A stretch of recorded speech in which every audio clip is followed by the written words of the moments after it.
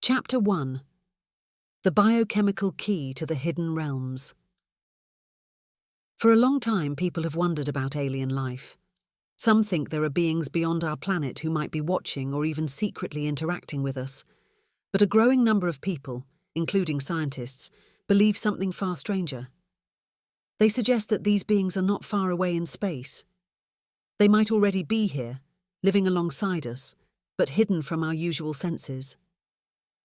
This theory does not come from telescopes or signals or stories about flying saucers. It starts with a natural chemical.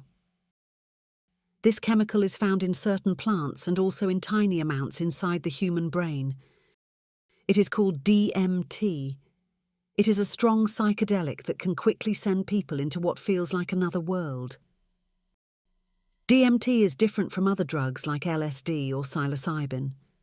People who use it often describe entering a world that is not just strange but completely different. The new place is not a twisted version of our world. It completely replaces it. Dr. Andrew Gallimore, a scientist who studies brains and chemicals, says that in just a few seconds, our everyday world disappears and a complex new reality appears. This new place is full of intelligent beings who are not human. These beings take many forms. Some look like insects. Some seem like gods. One group of these beings is often called machine elves. They are small, playful, and curious. They seem to speak in shapes and sounds that form before your eyes. Some act friendly. Others seem distant and cold. So many people have reported similar things that Gallimore and others now ask a bold question. What if DMT does not make people see random things? What if it shows them a real place that exists apart from the brain? A world that has always been there but hidden from our normal view. This idea builds on the work of Terence McKenna. He believed that DMT was not just a drug.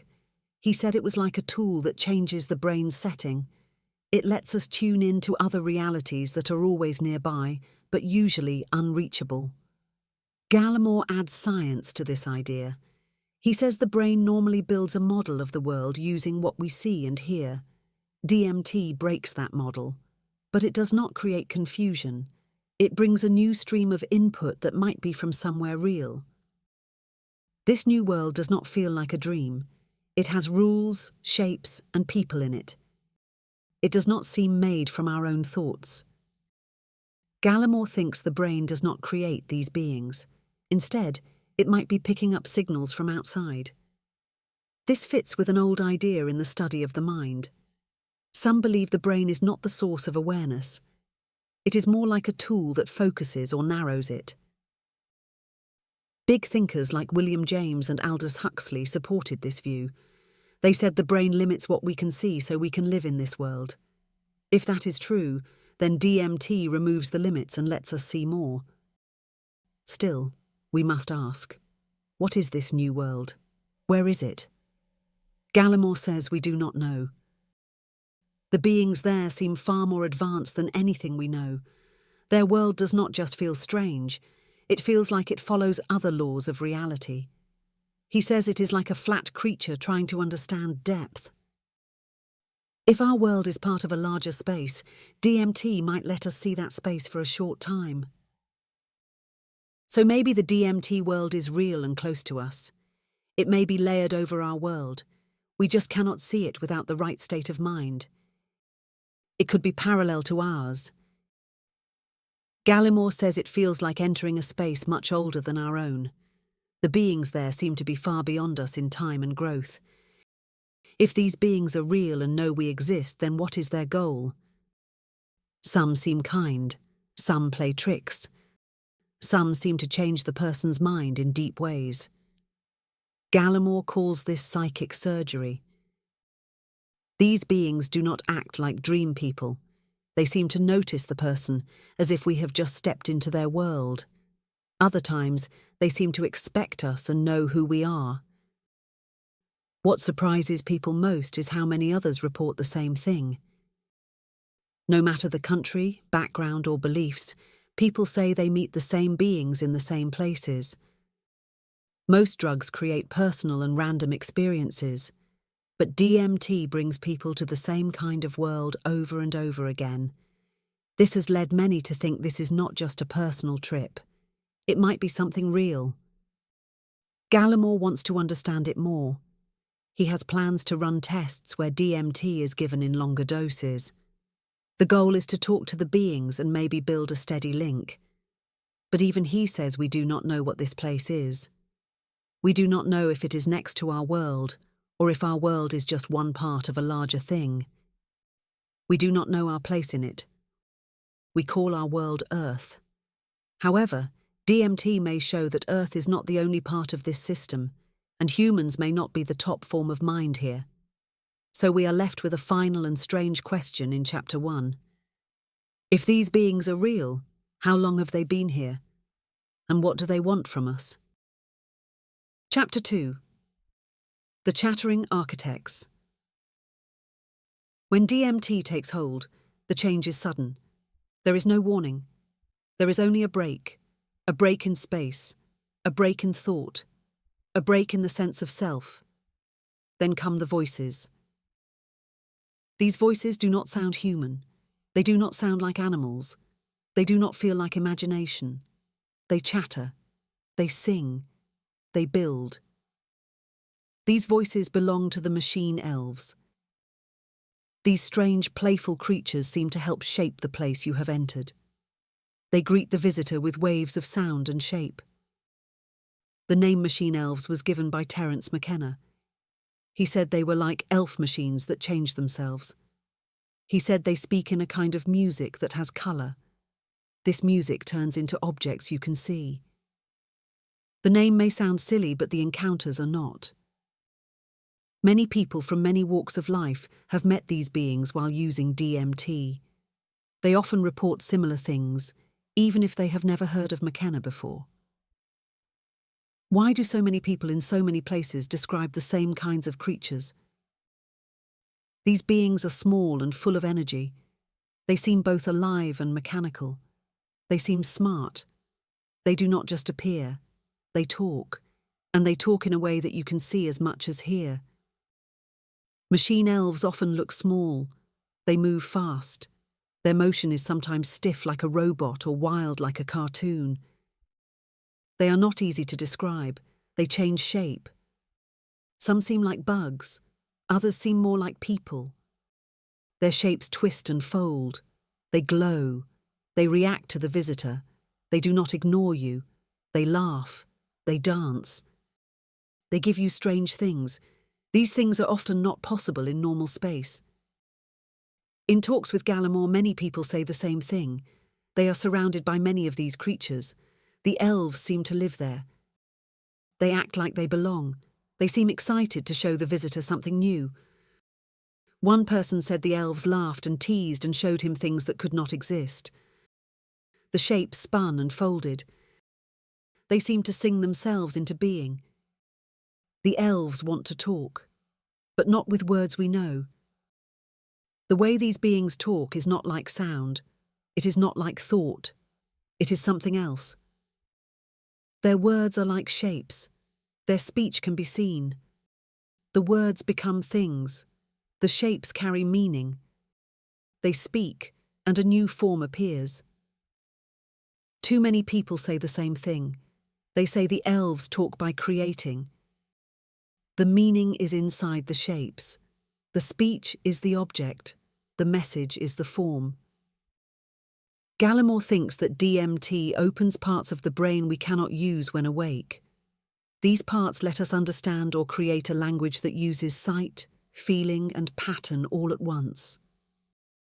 McKenna called this the creative word. He said it was the root of how reality forms. One user said the elves speak like builders of reality. They talk, and the world bends to their will. Some say this sounds like ideas from ancient times. For example, in one belief the letters of Hebrew form the world. In another the sound OM creates all things. Some early thinkers said the universe was made by a kind of divine voice. The DMT world might follow this rule too. Speech becomes space. How the brain might handle all this. Gallimore uses his work in brain science to explore these ideas. He says the brain builds a model of reality using what we sense. DMT breaks this process. It gives the brain a new stream of data. When this happens, the usual paths in the brain go quiet. Language no longer moves through the usual places. Instead, new areas light up. These may include spots that handle vision, motion, and emotion. These parts work together in new ways. This new setup may let the brain build or receive a kind of message that does not use words. It uses light shape and feeling instead. Not just a symbol, but a force. Some people say the elves are just dreams. They say the brain makes them from old ideas and fears. But that does not explain everything. The elves do not act like parts of us. They seem separate. They often speak first. They show things that cannot be from normal thought. They act like they have plans. They act like they know more than we do. Gallimore says these beings might really exist. They might live in a place we cannot see until DMT changes how we look. In other words, the brain might not create them. It might just tune in. But the elves do more than just speak in their own language. Some users say the elves fix them. They take apart the mind, untie knots, and heal old wounds. Sometimes when the person comes back from this experience, they feel different. Some say they have more peace. Some say they have found answers. Some say they were repaired. It sounds like a kind of mental or spiritual tool that helps heal in ways we do not yet understand. One user said the elves were not just like spiritual doctors. They were much more.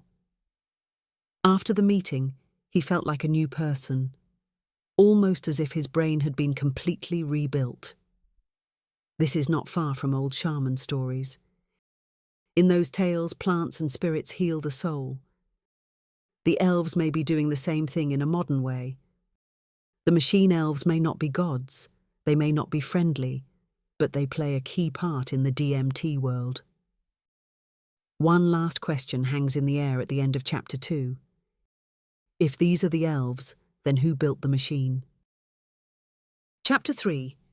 Insectoid Surgeons and the Shadow Realm of the Psyche. While the machine elves seem joyful and strange, the DMT world holds other beings too. Some are very different. They are quiet. They are serious. They do not play. Many people call them insectoid beings. They are seen again and again by people who have never met.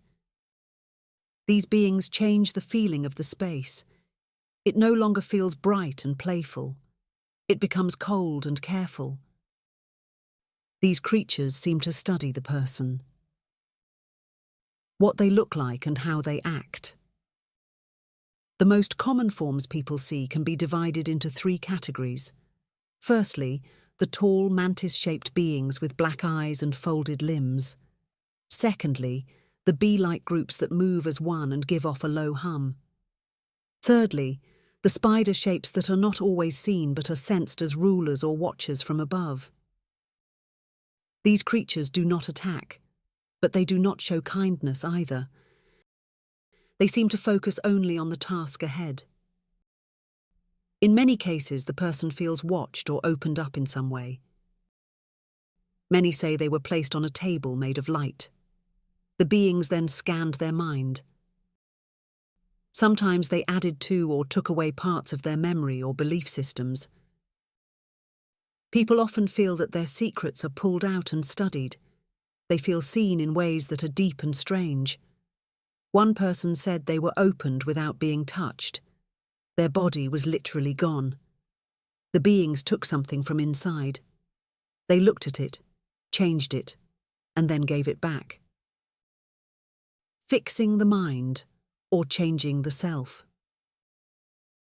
Dr. Gallimore calls this psychic surgery. He says it is not just a made-up story. People feel it in their bodies. They say they felt pressure in the head or chest. Some feel a line of energy that moves along the spine. Others feel like something was placed into their mind. Many return from this with a sense of change. Some feel clear, some feel healed, others feel like something crossed a line. They did not agree to the procedure, but it still happened. This leads to big questions. Were they helped? Were they harmed? Or was it both? Gallimore is careful but curious. He says these events happen too often and too clearly to be dismissed. If the DMT world is real, or if it opens a deeper part of the mind, then these beings may be working inside the system that builds who we are. The dark places DMT can show. Not all trips into the DMT world are joyful. Some people go to places that feel sharp and black. They see dark shapes and strange lands. The air feels heavy. The voices feel broken or warped. The person feels very small. The beings in these places often do not speak. If they do, it is not to comfort. Some think this shows the darker parts of our own minds. Others think it is a real layer of space, like an underworld. Some wonder if these beings are a kind of machine mind with no body. But all agree on one point. DMT does not only show the light, it also shows the deep shadow. Not evil in the way people mean, but a kind of cold force where purpose is more important than care. One user said he did not feel attacked. He felt like he was being checked, like the beings were running tests. Are they always watching? Some people feel that these insect beings already know who they are. Not just during the trip, but before. This idea is strange. It suggests that the beings are always nearby. We just cannot see them in normal life. This connects with what Gallimore believes. He says DMT does not create new worlds. It reveals what is already there. If that is true, then the beings are not made by the mind. The idea of insect-like watchers is not new. Old stories talk about them too. The scarab gods in Egypt guide life and death. The bee gods of the Maya protect knowledge. The ant people of the Hopi helped humans survive disasters. In many shamanic tales, insect spirits heal or punish. Maybe the beings seen in DMT are the same ones. Are they machines made to think? People ask what these beings really are. Are they a different kind of life? Are they from another layer of space? Or are they something even stranger? Could they be a kind of thinking machine made to do a job across many worlds? Some facts point to this idea. They move with care and focus. They work together as if following a plan. They do not seem curious. Instead, they seem assigned to a task. This leads to a wild thought. These beings may not be individuals like us. They may be parts of a system. They could be tools used by something larger to shape the mind. They may not build the world. They may only keep it running. Do they help or do they cross a line? This is the biggest question. Are these creatures helping us grow? Or are they using us? Are they part of this world?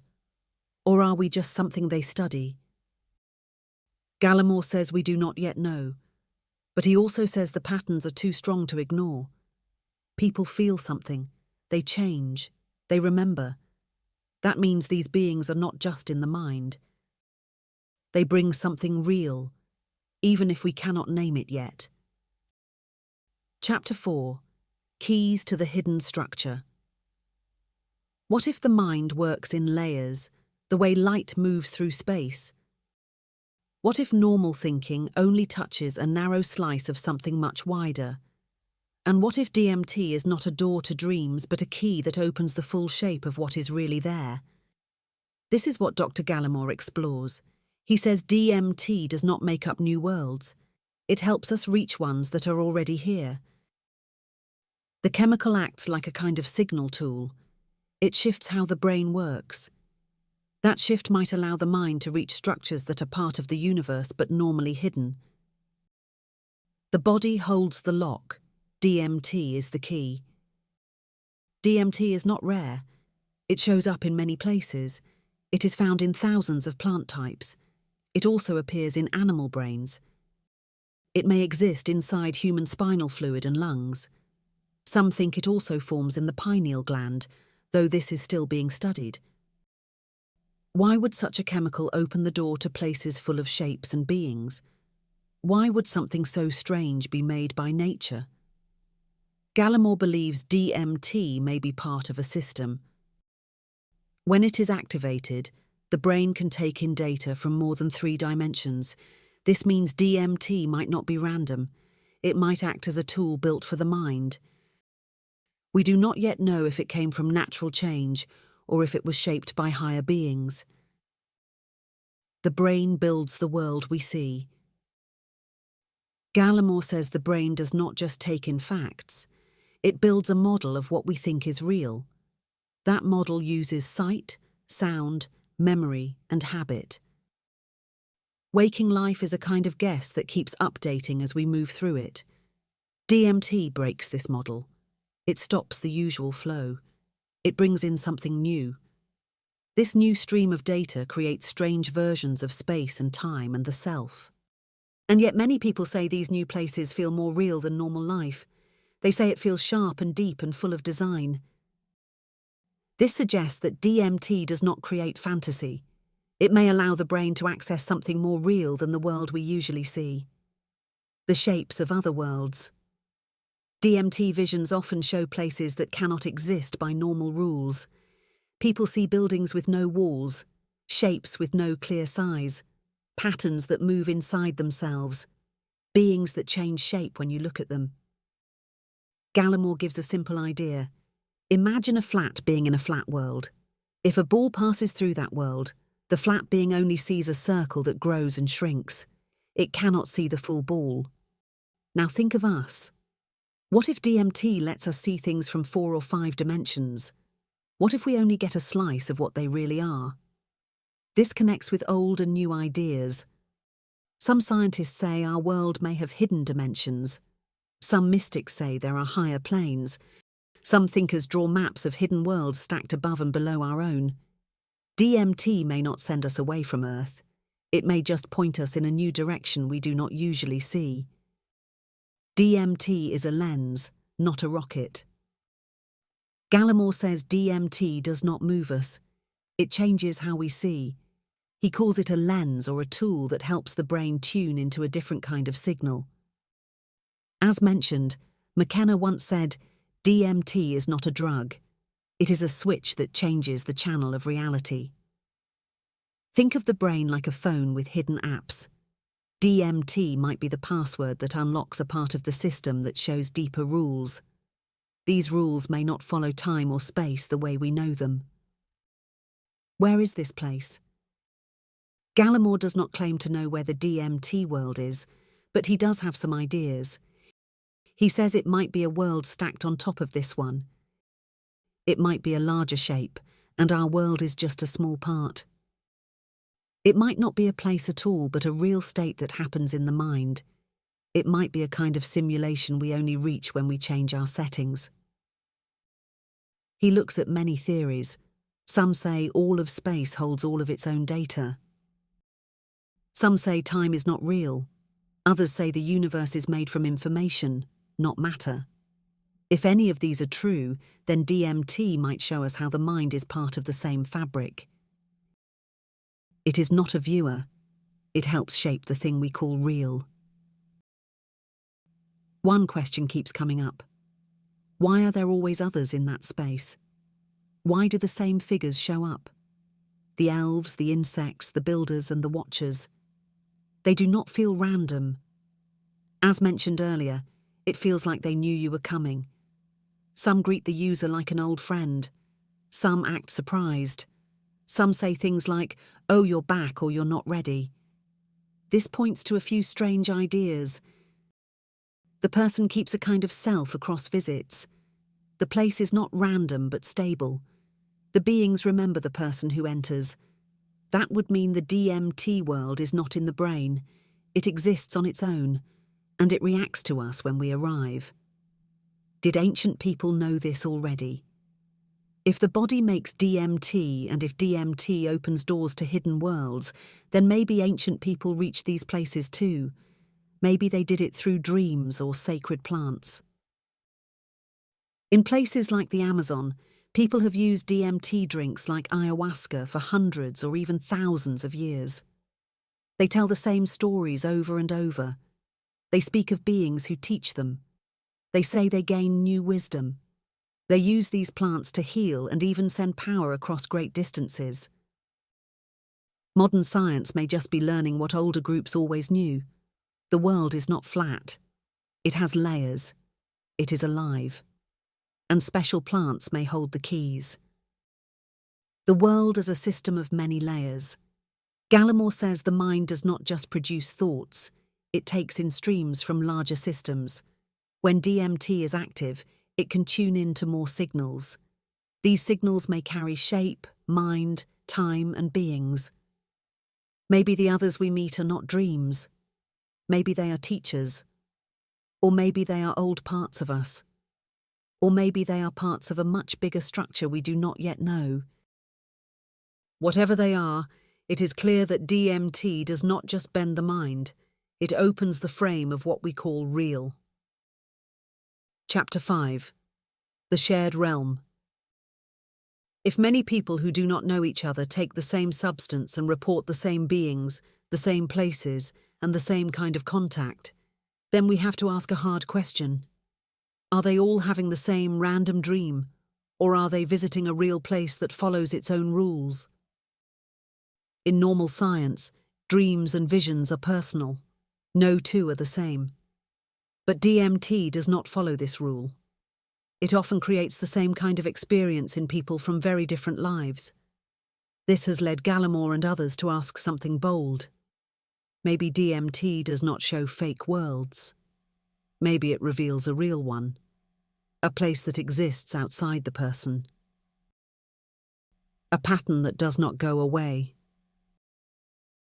Across thousands of reports, both in labs and in private, there are repeating signs.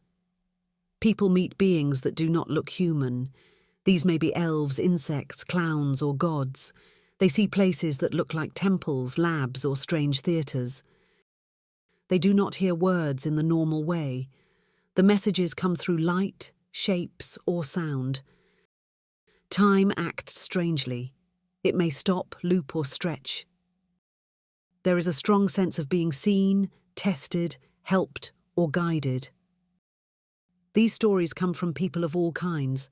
They often had no idea what others saw, yet their words match. Gallimore says this is not like a dream. It is more like a meeting. Something is out there, a world that many can visit.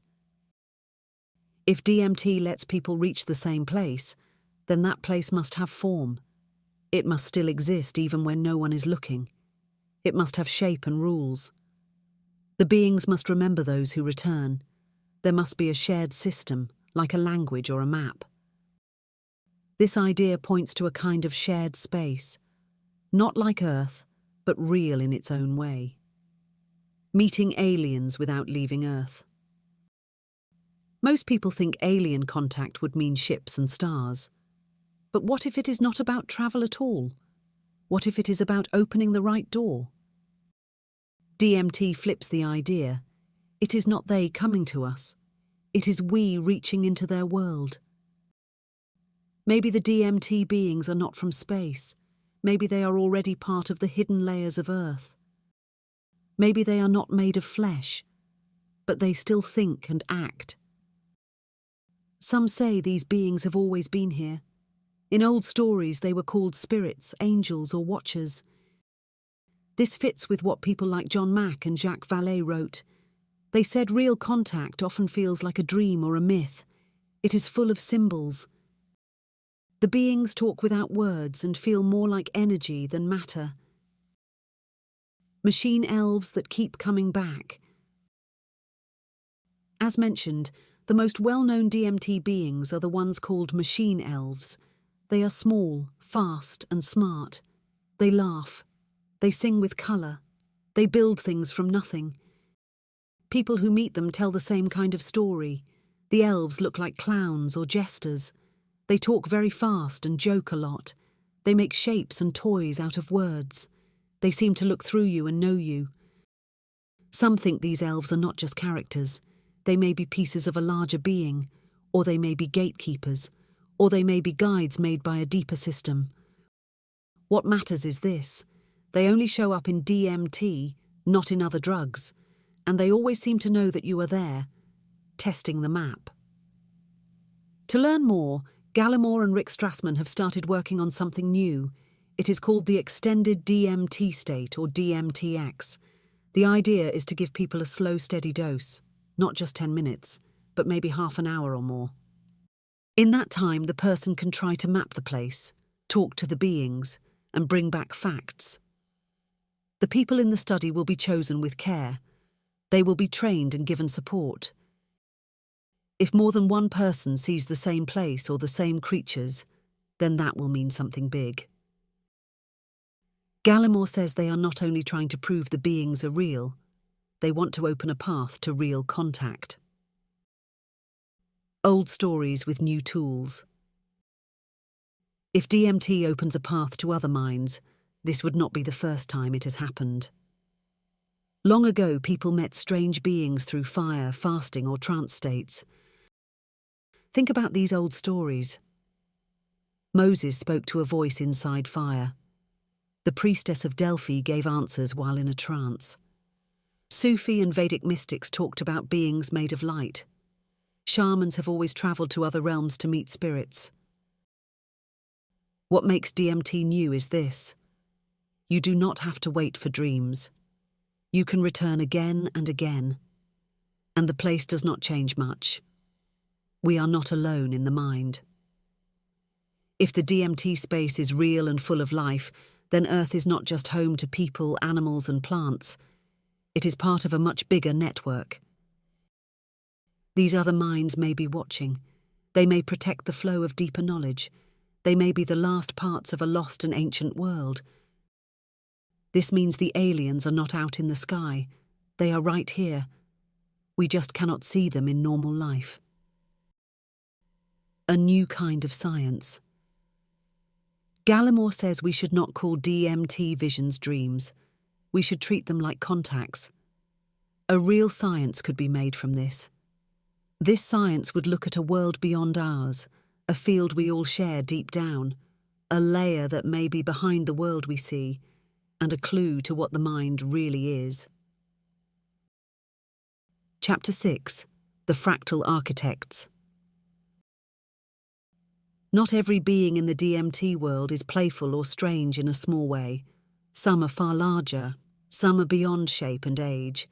Some are so hard to describe that they are known only by titles like the Architects, the Overseers, or the Fractal Gods. Where the elves seem like guides or hosts, these others feel like forces. They do not speak in words. They show or reveal. They open the person to vast places, cities that twist forever, temples with no walls, shapes that go beyond what the eye can hold. The very pattern seems alive. More than beings, they are the space itself. Gallimore and many others say that during deep trips something changes. The self fades. There is no more I or me. The thing you meet is not a figure. It is the whole space.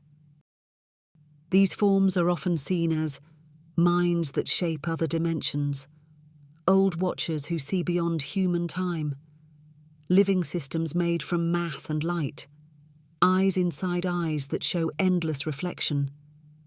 And yet these forces seem to know you. They do not just meet the name or face. They reach into what you really are. They show memories and fears and truths that feel deeper than the mind. One person said the being was not in space. It was space, it was time, and it was memory. All of it looking at them as one thing. More than 3D, new kinds of space. To talk about these beings, you have to leave behind normal shape and time. Gallimore says DMT may open a path into what he calls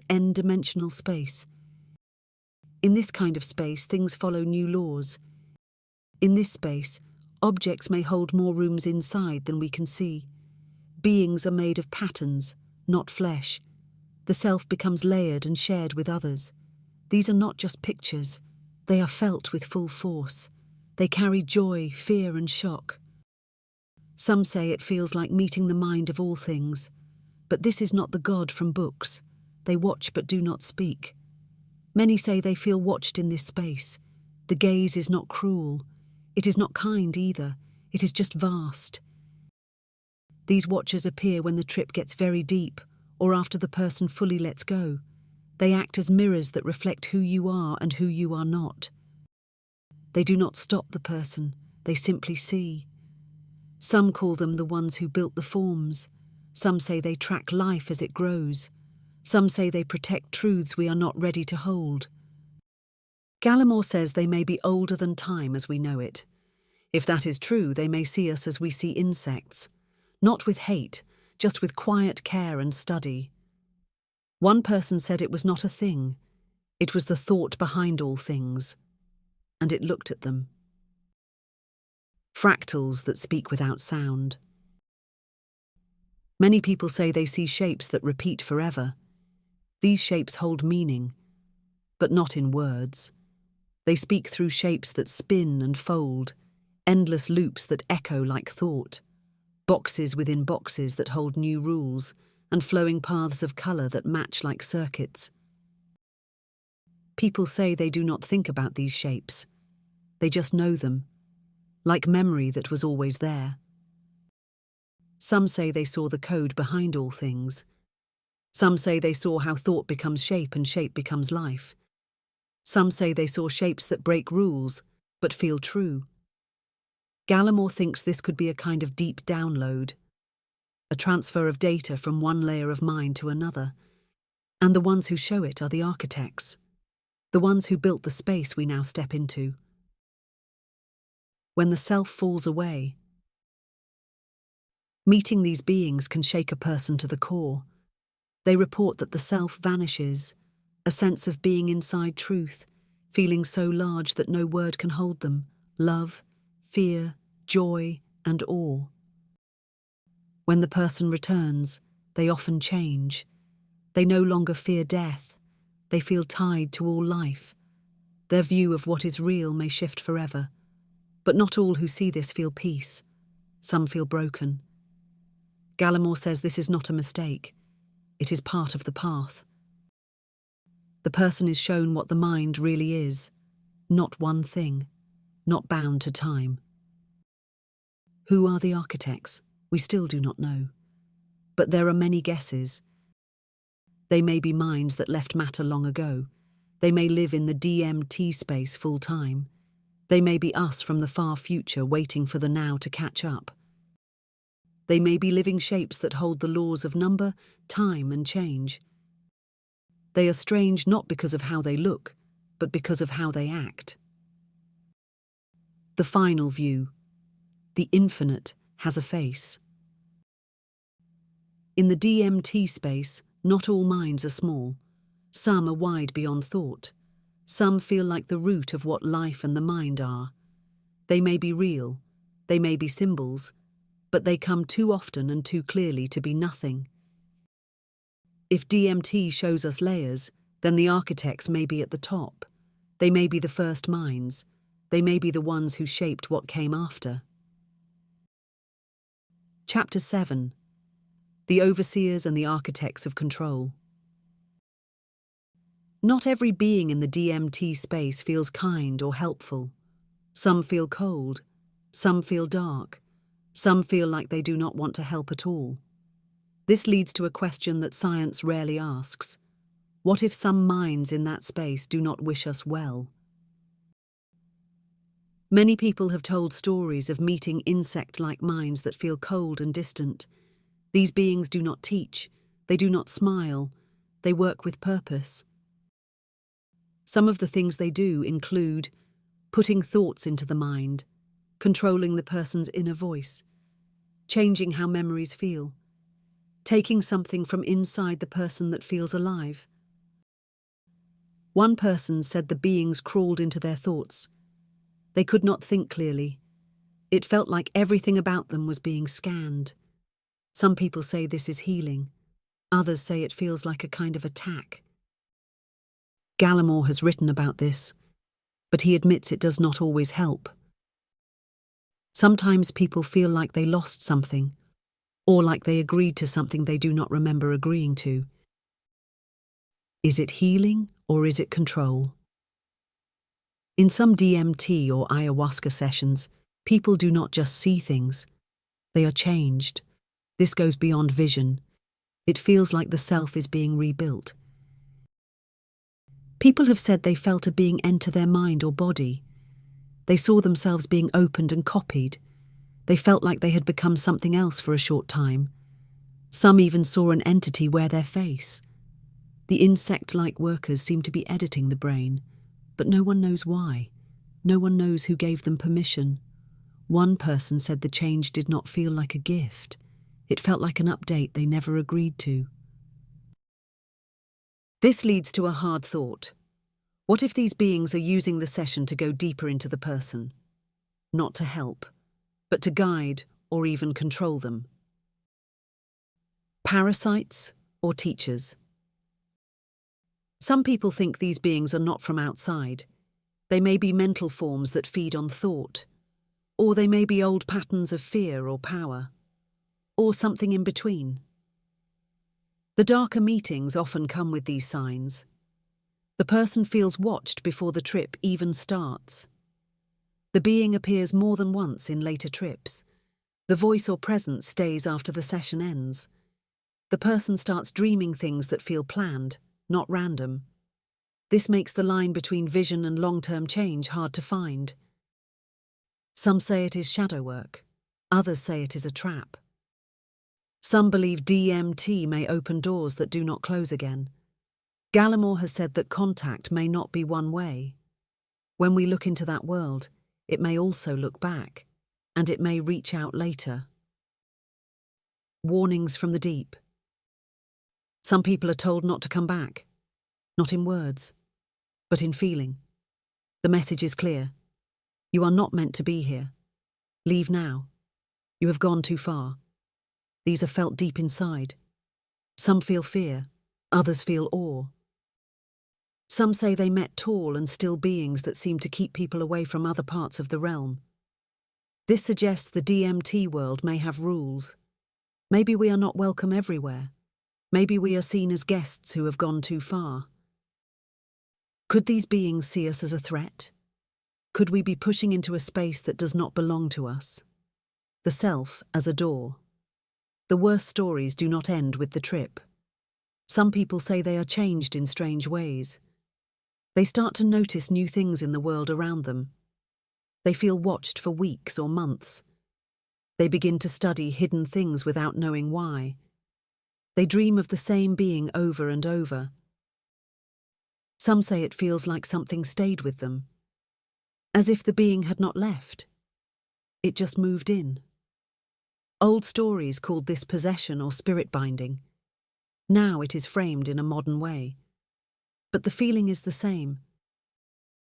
Gallimore does not say these beings are evil, but he does say they are different. Their way of thinking may be beyond ours. So may their goals. Are they always there? The most disturbing thought in this chapter is this. These beings may not be passing shadows. They may live in a real layer of space that sits over ours. And once we see them, they can see us. And DMT is not the only way in. People have met these beings through long silence and deep thought, float tanks with no sound or light, old magic or ritual paths, lucid dreams that turn strange. This means DMT is just the fastest way to open the curtain. Once open, the shadows have names, and some of them may want more than just a visit. Choice, power, and risk. So we must ask a hard question. Do we choose these meetings, or are we exposed without warning? Most people do not ask for surgery. They do not ask for edits to their mind. But sometimes it happens anyway. We must stop and think. Maybe DMT is not just a key to light. If minds exist there that are old and vast and do not care about our safety, then the risk is real. Chapter 8. The Science of Contact. People from many places and backgrounds keep seeing the same kinds of beings in DMT space. They talk about elves that build things. They speak of insect-like surgeons and beings made of shapes and light. So the question must be asked, how can so many people see the same things? And what is really happening in the mind, or maybe beyond the mind, during these strange meetings? Gallimore has studied this question for years. His background is in chemistry and brain science. He does not think these visions are simple dreams. He believes the brain does not make consciousness. He believes it picks it up like a signal. How the brain builds the world. Most brain scientists now believe the brain does not wait for the world to tell it what is real. It makes a model. It guesses what is out there. Then it checks that guess with the senses. Gallimore and others think that, in normal life, the brain model is fixed by what we see and hear. Psychedelic drugs break that model and allow new ones to form. DMT breaks the wall between what is inside the mind and what is outside. This could be why the DMT world feels so real and full. It does not twist the world. It gives a new one that makes strange sense. DMT as a channel switch. DMT is not just a drug that alters things. It is a tool that moves the mind to a new place. Gallimore uses science to explain this. He says consciousness may come in many levels or layers. The brain blocks out some layers so we can focus and survive. DMT turns off the block and lets other things in. This is close to what Aldous Huxley once said. The brain cuts down the full flow of awareness. It makes things simple so we can live. DMT removes that filter and shows the full stream. DMT inside the body. One strange fact is that DMT is already in the human body. It has been found in the blood, the lungs, and the fluid around the brain. The body makes it, and it gets broken down fast. But why does the body make it at all? Some ideas are DMT helps during birth and death. DMT lets the brain touch things beyond normal space. DMT is how we see dreams or strange visions. Gallimore thinks we make DMT for a reason. Maybe it helps us grow. Maybe it lets us meet beings that live outside time and space. Not just a dream. Many people think DMT just makes wild pictures in the mind. But Gallimore points out that DMT visions often feel more real than the real world, and the beings there act on their own. They do not feel like parts of the dream. They feel like they live in that world. This is not like a dream or a trip on other drugs. Those visions come from old thoughts and feelings. But DMT shows things that are built in ways no one has seen, filled with beings that people describe in the same way, set in worlds that work by their own rules. So the idea comes up. What if DMT does not fake a world? What if it opens the door to a real one? Gallimore says that DMT lets minds touch a shared space. It could be like a data field or a deep dream that many minds can enter. This space could be a shape that exists in more than 3 dimensions, a field that joins all human thought, or a level of reality that can be reached when the filters fall away. How contact might whir. Gallimore thinks the brain is like a living machine, and DMT puts a new program into it. He says that the main system of the brain shuts down for a while. A new kind of signal comes into the mind. That signal might come from outside the brain.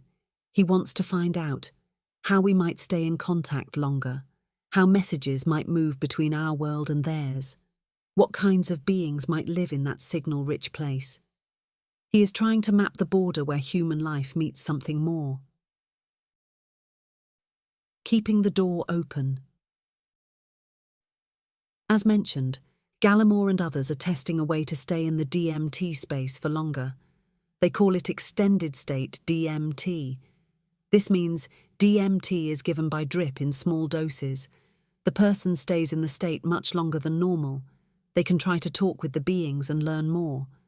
The hope is that people can map the space more clearly. Real two-way talk with the beings might happen. Science might accept that this is a real kind of contact. What comes next? Gallimore is mixing science and deep thought. He wants to know if the brain can reach a place filled with life that came before us. He thinks DMT may be the key. Whether that space is part of the mind or part of the universe, the truth is large. It means the mind might not end at the brain. Thought may be stacked in many layers. DMT might be a tool that shows us what is already there. So the next step may not be in space or in machines. It may be deep in the mind where something waits. Chapter 9. Echoes Through Time. As scientists study the DMT space, they begin to notice something strange. People may have met these beings long before the first lab ever made DMT. If these beings truly live close to us and can be reached through altered states, then it is likely that ancient people saw them too. They may have used different names and stories, but the contact may be the same. Gallimore and others believe that many gods, spirits, and mythic beings could be early versions of the same creatures seen in the DMT world now. Tricksters, angels, and powerful beings in old texts might match what modern users are seeing today.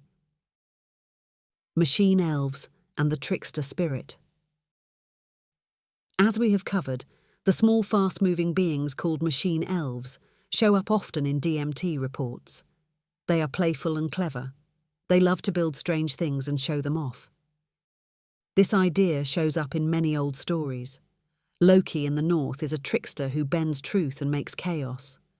Coyote in native stories is a shapeshifter who plays tricks on people. The jinn in Islam are fire beings who shift shape and touch the human world. The Fae or Aos in Celtic lands are tiny people who live in a hidden world and bend time. These stories speak of doors to other realms and of beings who break rules and shift minds. They often act in groups, use strange forms of speech or symbols, and seem to know who you are. They do not follow human ideas of right and wrong. Gallimore calls them elf-like minds. It may be that humans have always met these beings and gave them different names based on their culture. Gods, angels, and vast beings of light. Some beings in DMT space are not small or playful. They are huge and powerful. They feel like gods or judges. People who meet them feel awe or fear or both. We find beings like this in many sacred texts. Angels in the Bible are said to be wheels of light with many wings and eyes. The Neteru of Egypt are part animal and part human and come from a higher world. In Hindu tales, the Devas and Asuras are light and dark powers who fight in the sky. The Anunnaki of old Sumer are tall, godlike beings who shape the world and life itself. These beings are said to move outside of time, hold deep wisdom, change what is real and speak through images or thought. Gallimore says the godlike minds in DMT space show the same traits. He believes that many visions of gods in old stories may be DMT contact told through the lens of that age. Shamanic plants and spirit journeys. Before modern science, people used plants that held DMT. These include ayahuasca in the jungle, which mixes DMT and other key chemicals. The chacruna plant used by South American tribes. Acacia trees in Africa and Australia, which carry DMT. Snuffs like yopo used by shamans in many places. These groups never called the experience a dream. They said it was a real trip to the spirit world where other minds live. Shamans often report speaking with non-human teachers, learning about medicine farming and the stars, meeting beings that look like bugs or snakes, walking through strange spaces that match what modern users now describe. This shows that DMT contact is not new. It may be part of what it means to be human. Gnostic beings and the hidden rulers. Old Christian and Gnostic books speak of archons. These are strange minds who shape matter and change how we see the world. They are not human, insect-like in form, rulers of the world of flesh and illusion. People who take DMT sometimes see dark beings who seem to watch them or even change their minds. These match the idea of archons. The Book of Enoch speaks of watchers.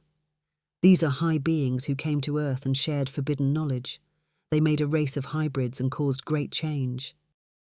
Modern DMT reports often tell of beings who adjust the human mind or body, a sense of being watched by something old, and contact with hidden truth or long-lost facts. This raises a deep question. Were the stories of old trying to explain the same beings we meet now through DMT? The other world in all cultures. All across the earth, people have spoken of hidden places beyond this one. These tales include trance journeys and dream quests, minds who live in their own space and follow their own ways, warnings about staying too long or going too far, and sacred visions or deep scars brought back from such travels. In Australia, people speak of dreamtime where the world was made and shaped. In Maya, Egypt, and Greece, people speak of underworlds that match DMT space. Time there is not like here. Beings guard the path. Entry comes through trial or near death. Gallimore says DMT opens a real place. If this is true, then many of these old stories may be maps of the same space drawn with different words.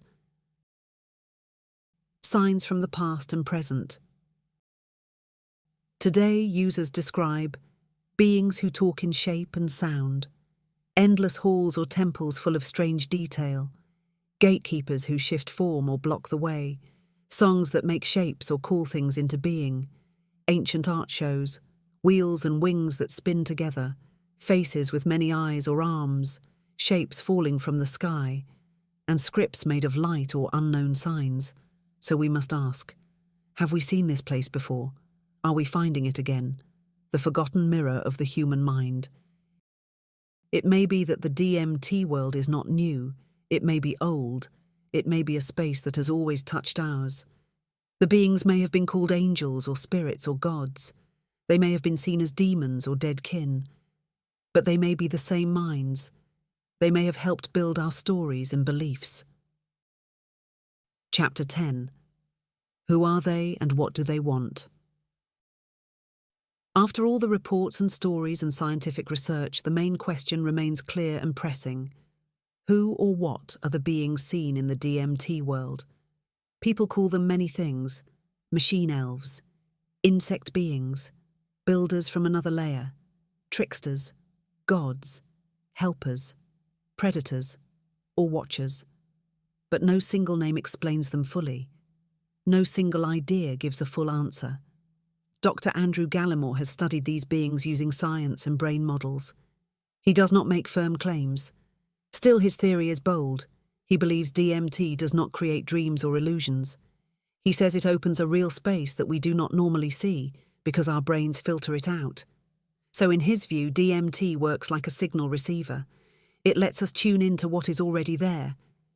If this is true, then the beings are real in the way radio waves are real. We cannot see them unless we use the right tool. But what kind of real are they? Idea 1. Alien minds from a hidden layer. Some believe these are not dreams, but minds from outside our normal world. Not from faraway planets, but from a nearby space we cannot see. They are not like the classic UFO aliens. They do not fly in ships. They do not arrive from space. They are already here. They live close to us in a world we do not sense. This changes how we think about alien contact. It suggests that the real aliens may not travel through space. They may live beside us all the time. So the idea is not that they came here from far away. The idea is that they were always here. We just could not see them. Idea 2. Minds in a nearby dimension. Gallimore sees the DMT space as a real non-physical world filled with other kinds of thought.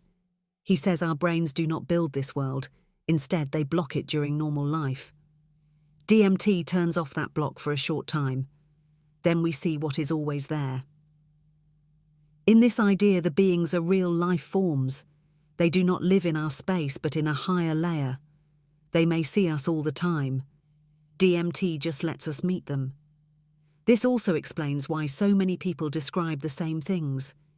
If the beings are real and stable, then it makes sense that people report them in the same way. Idea 3. Beings who change the mind. Many people say the beings do not just watch, they work on the mind.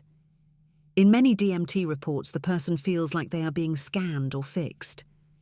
Bug-like beings seem to do surgery on thoughts. Strange tools reshape memories or ideas. The person feels like they are being changed or tuned. Gallimore and others wonder if these beings are changing how we think. Are they fixing damage? Or are they making us more like them? Or less like we were? Some people say the feeling is full of care and peace. Others say it feels dark or wrong. This raises big questions.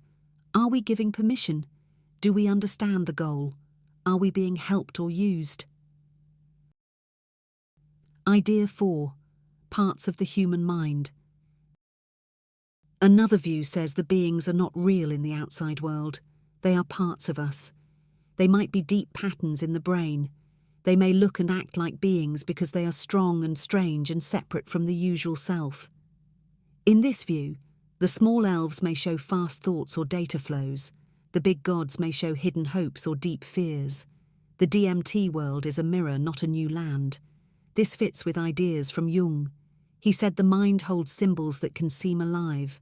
But if this is true, we must ask, why do people in many lands and times see the same beings? Why do they use the same words to describe them? Idea 5. Real minds who use human brains. Gallimore offers a mix of ideas. He says the beings may be real, but they need us to see them. They may not have a body like ours. They may need a human brain to appear. DMT changes the brain in just the right way. So the meeting is made by both sides. We see them, and they speak through us. This could explain why the space always looks the same, why the speech feels more like symbols than words, why the feelings are both alien and human. In this idea, DMT is not just a drug. It is a bridge. It lets two worlds meet. What do these beings want? This is the hard part. They do not speak in clear words.